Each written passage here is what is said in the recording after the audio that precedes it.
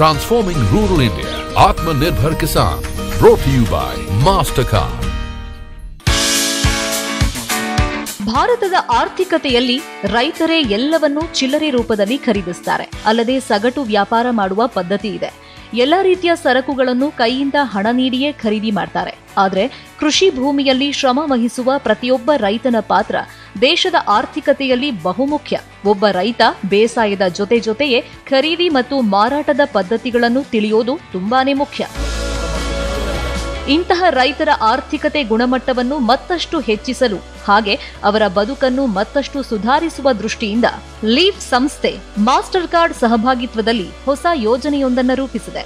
Leaf farmer network LFN Andhra Pradesh, Karnataka ಮತ್ತು ತಮಿಳುನಾಡಿನ ರೈತರು ಡಿಜಿಟಲೀಕರಣ ಹೊಂದೋದಕ್ಕೆ ಸಹಕಾರಿಯಾಗ್ತಾ ಇದೆ. ಇದರಿಂದ ಮಾರುಕಟ್ಟೆಗಳಲ್ಲಿ ನೇರ ಪ್ರವೇಶದ ಜೊತೆಗೆ ಕೃಷಿ ಜ್ಞಾನ ಹಾಗೂ ಉತ್ತಮ ಬೆಳೆಗಳು ಬೆಳೆಯೋ ಬಗ್ಗೆ ಸಂಪೂರ್ಣ ಮಾಹಿತಿಯನ್ನು ರೈತರಿಗೆ ನೀಡಲಾಗುತ್ತೆ. ಬಹುಮುಖ್ಯವಾಗಿ ರೈತರು ಮೌಲ್ಯವರ್ಧಿತ ಹಾಗೂ ಪಾರದರ್ಶಕ ಬದುಕು ಕಂಡುಕೊಳ್ಳುವಂತೆ ಮಾಡುವುದೇ ಇದರ ಉದ್ದೇಶ.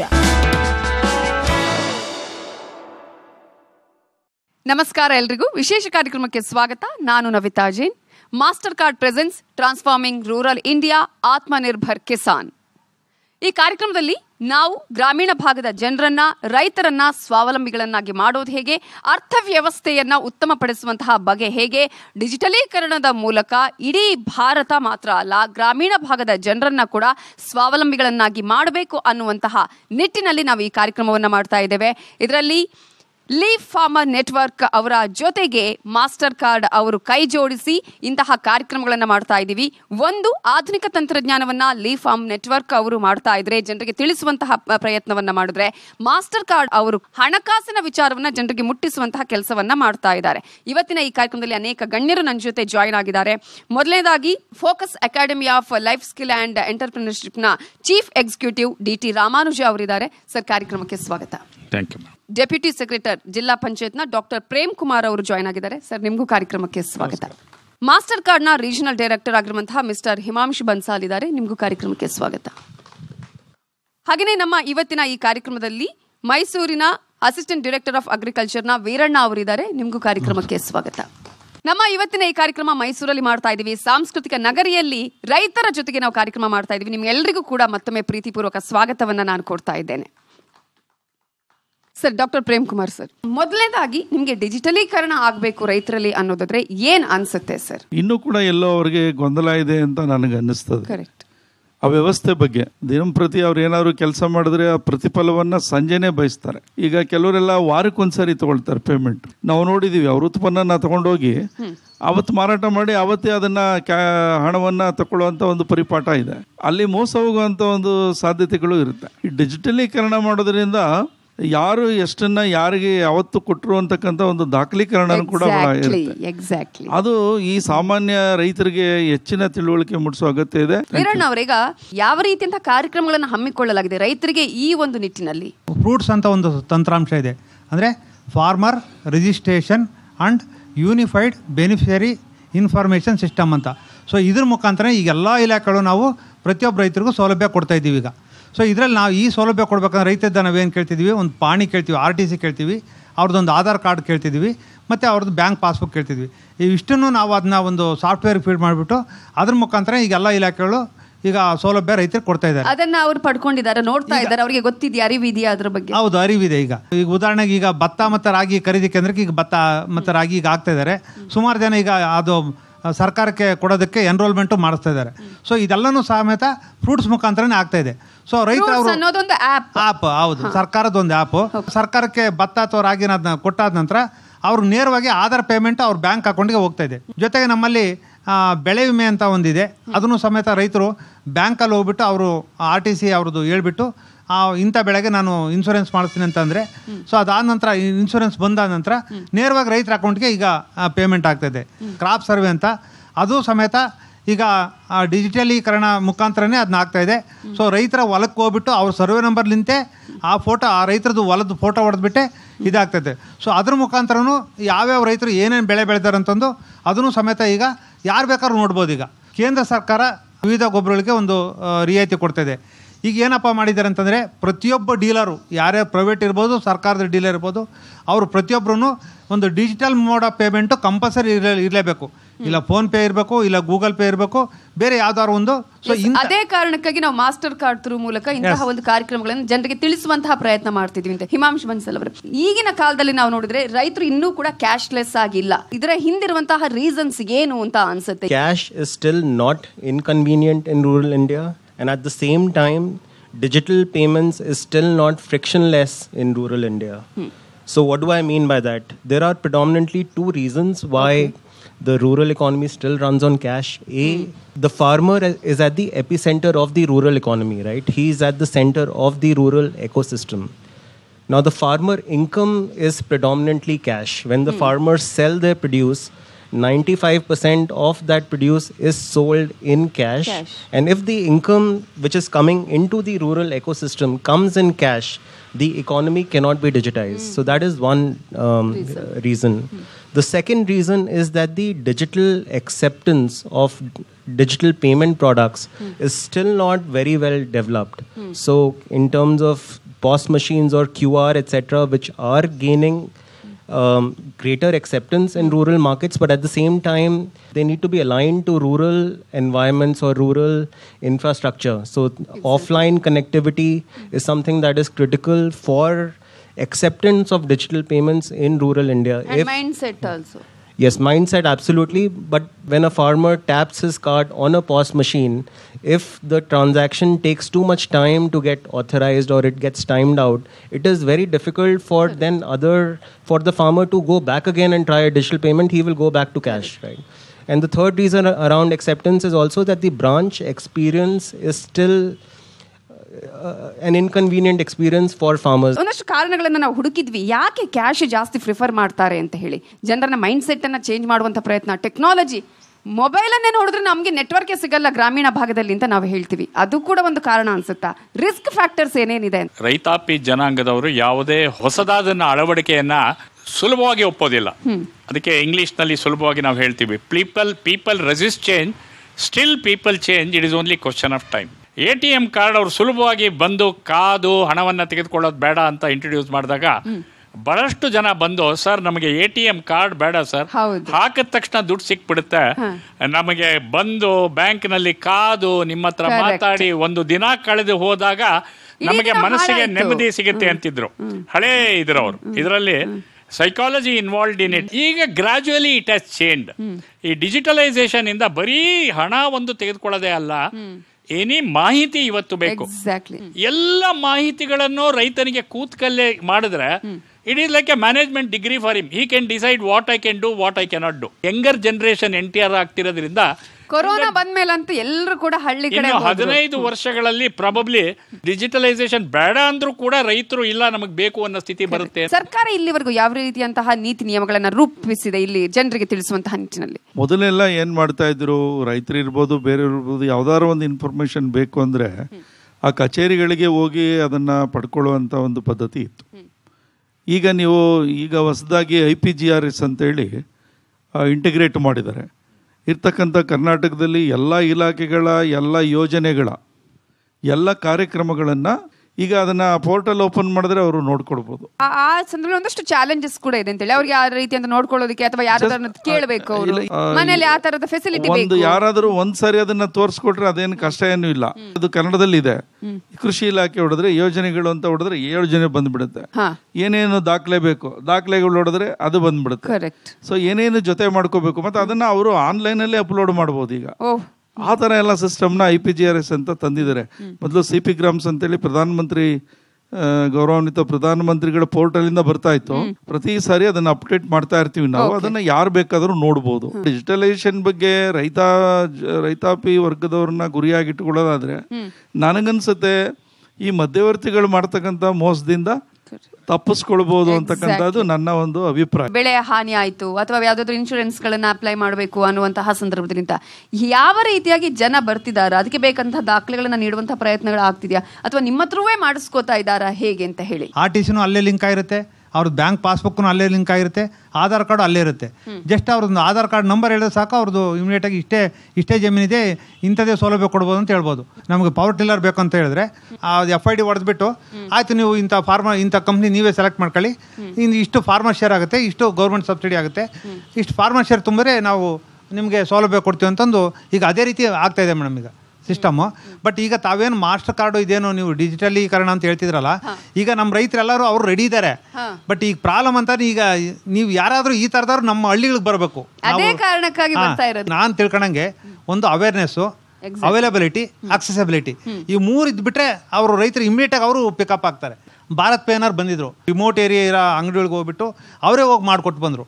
ಸೊ ಹೀಗಾಗಿ ಈಗ ಅವ್ರ ಹತ್ರ ಎಲ್ಲನೂ ಒಂದು ಫೋನ್ ಪೇನೋ ಯಾವುದೋ ಒಂದು ಗೂಗಲ್ ಪೇನೋ ಯಾವುದಾದ್ರು ಒಂದಿದೆ. ಸೊ ಅವರು ರೆಡಿ ಇದ್ದಾರೆ ರೈತರು. ಮಾಸ್ಟರ್ ಕಾರ್ಡ್ ಇಂಥವ್ರು ಅಲ್ಲಿ ನಮ್ಮ ಗ್ರಾಮೀಣ ಮಟ್ಟಕ್ಕೆ ಬಂದರೆ ಸೊ ಆರಾಮಾಗಿ ಅವರು ಹೋಗ್ಕೊಳ್ತಾರೆ. Very good to hear. ಡಿಜಿಟಲೀಕರಣವನ್ನ ಮಾಡುವಂತಹ ಬಗೆ ಹೇಗೆ, ಅದರಿಂದ ಏನೇನು ಸಮಸ್ಯೆಗಳು ಇದೆ, ಆ ಚಾಲೆಂಜಸ್ ಅನ್ನ ಮೆಟ್ಟಿ ನಿಲ್ಲುವಂತಹ ಬಗೆ ಹೇಗೆ ಸೊಲ್ಯೂಷನ್ ಅನ್ನ ಕಂಡು ಹಿಡಿಬೇಕು, ಇದರ ಬಗ್ಗೆ ಇನ್ನಷ್ಟು ಮಾತನಾಡಿಸ್ತಾ ಹೋಗ್ತೀನಿ.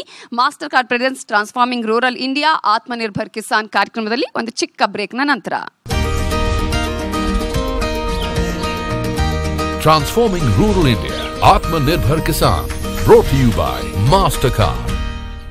ಬ್ರೇಕ್ ಆದ್ಮೇಲೆ Mastercard presence transforming rural India Atmanirbhar Kisan.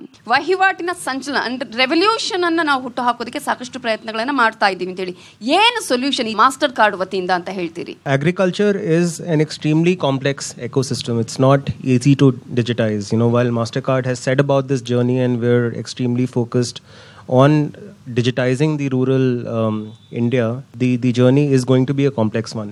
In our view, there are 4 steps to digitizing the agricultural value chains. The starting point is digitization of the data itself.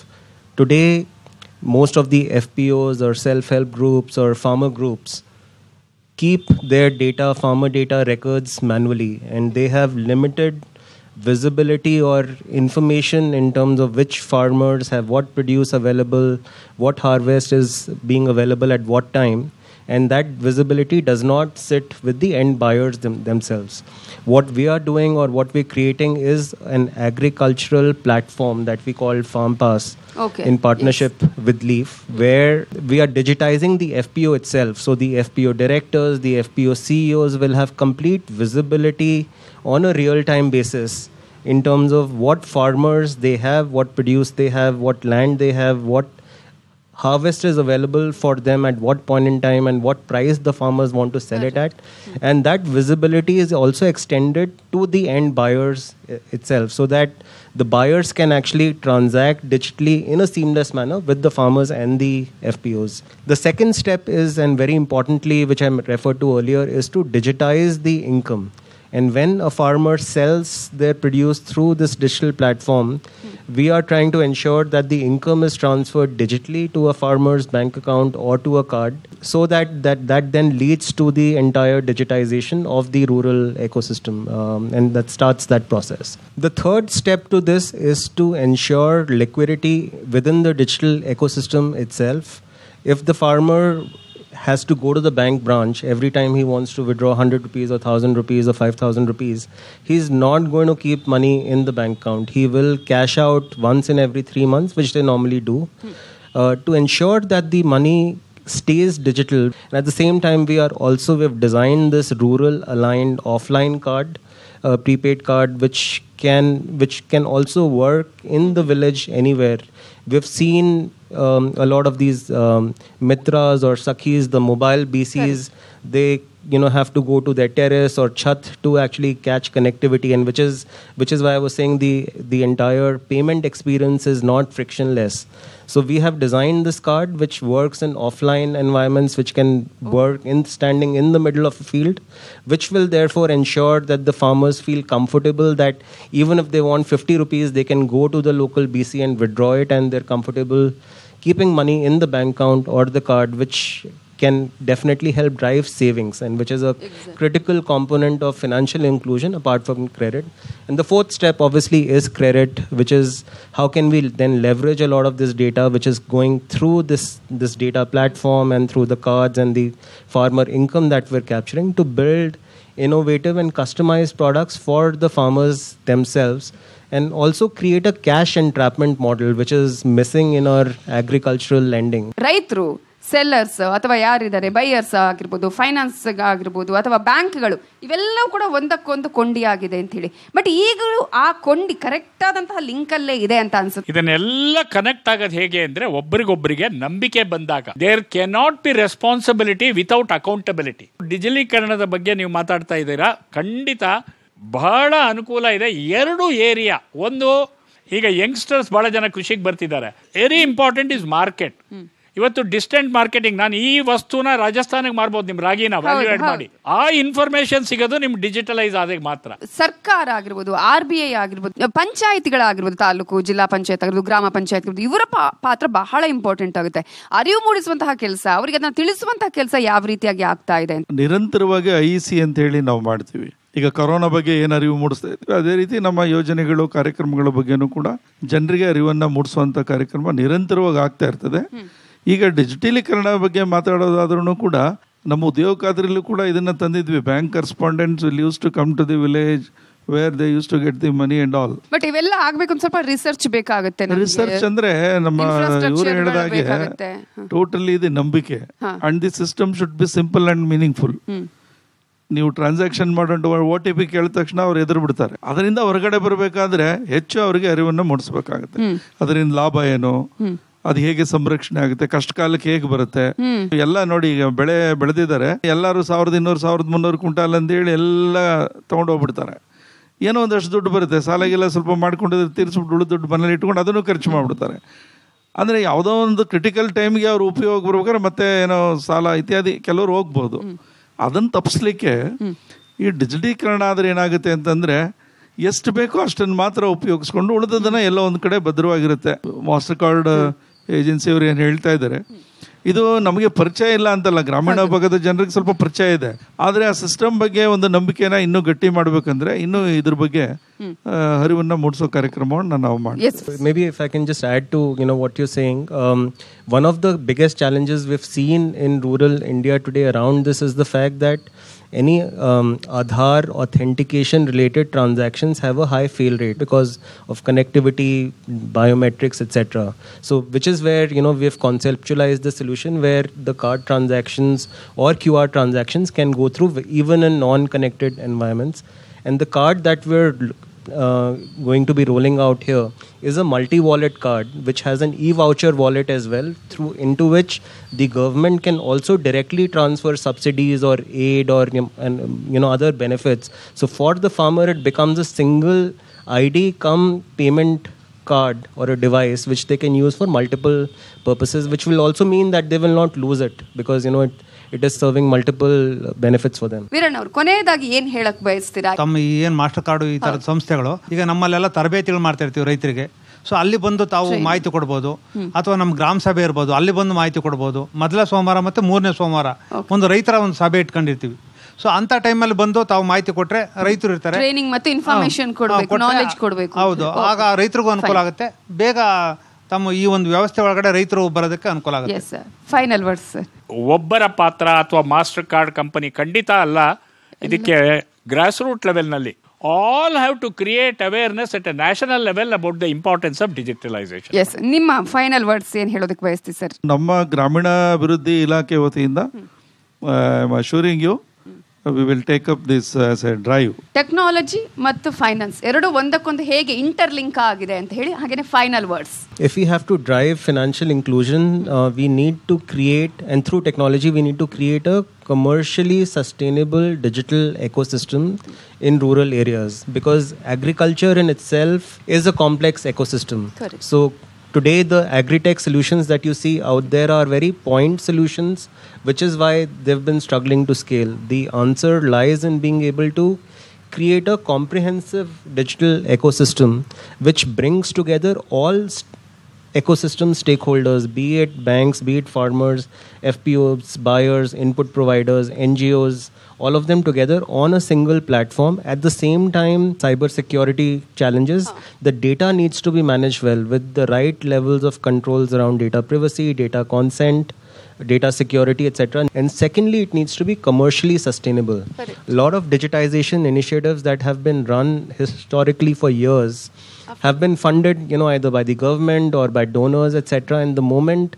the funding dries up, those initiatives start dying out slowly, right? So the ecosystem actually needs to be commercially sustainable, which means all the players who are participating on that ecosystem need to derive value from the ecosystem, and at the same time bring in value to the ecosystem so that the platform can be self-sustainable commercially.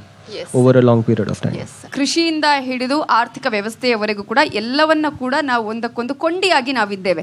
So ರೈತರು ಹೇಗೆ important ಆಗುತ್ತೋ ಆರ್ಥಿಕ ವ್ಯವಸ್ಥೆಯನ್ನು ಮುನ್ನಡೆಸುವಂತಹ ಕೆಲಸ ಕೂಡ ಅಷ್ಟೇ important ಆಗುತ್ತೆ. ಈ ನಿಟ್ಟಿನಲ್ಲಿ ನಮ್ಮ ಕೆಲಸ ಬಹಳ ದೊಡ್ಡದು, ನಾವು ತೆಗೆದುಕೊಳ್ಳುವಂತಹ ಜವಾಬ್ದಾರಿ ಬಹಳ ಇಂಪಾರ್ಟೆಂಟ್ ಅಂತ ಹೇಳಿದ್ದಾರೆ. ಎಲ್ಲರಿಗೂ ಕೂಡ ಥ್ಯಾಂಕ್ ಯು ಸೋ ಮಚ್ ನಮ್ಮ ಇವತ್ತಿನ ಈ ಒಂದು ಶೋನಲ್ಲಿ ಜಾಯ್ನ್ ಆಗಿದ್ದಕ್ಕಾಗಿ. Thank you so much. Thank you. ಅರ್ಥವ್ಯವಸ್ಥೆಯನ್ನ ಮೇಲೆತ್ತುವಂತಹ ಪ್ರಯತ್ನಗಳು ಹೇಗಾಗುತ್ತೆ, ಅದರ ಜೊತೆಗೆ ರೈತರು ಇದರ ಉಪಯೋಗವನ್ನ ಪಡ್ಕೊಂಡ್ರೆ ಖಂಡಿತವಾಗ್ಲೂ ಒಂದು ಸದೃಢ ಭಾರತವನ್ನ ಕಟ್ಟೋದಕ್ಕೆ, ಆರ್ಥಿಕವಾಗಿ ಗ್ರೋ ಆಗುವಂತಹ ಭಾರತವನ್ನ ಕಟ್ಟೋದಕ್ಕೆ ನಮ್ಮ ನಾಲೆಜ್ ಅನ್ನ ಹೆಚ್ಚು ಮಾಡ್ಕೊಳ್ಳುವಂತಹ ಪ್ರಯತ್ನಗಳು ಇದರಿಂದ ನಡೆಯುತ್ತೆ. ಆ ನಿಟ್ಟಿನಲ್ಲಿ ಎಲ್ಲರೂ ಕೂಡ ಈ ಒಂದು ಕೆಲಸವನ್ನ ಮಾಡಬೇಕಾಗತ್ತೆ ಅಂತ ಹೇಳ್ತಾ ನಮ್ಮ ಇವತ್ತಿನ ಈ ಕಾರ್ಯಕ್ರಮವನ್ನು ಮುಗಿಸ್ತಾ ಇದ್ದೀನಿ. ನೋಡ್ತಾ ಇರಿ ನ್ಯೂಸ್ 18 ಕನ್ನಡ, ಜಾಲ ನಮ್ಮದು, ಬಲ ನಿಮ್ಮದು. Transforming rural India, Atmanirbhar Kisan, brought to you by Mastercard.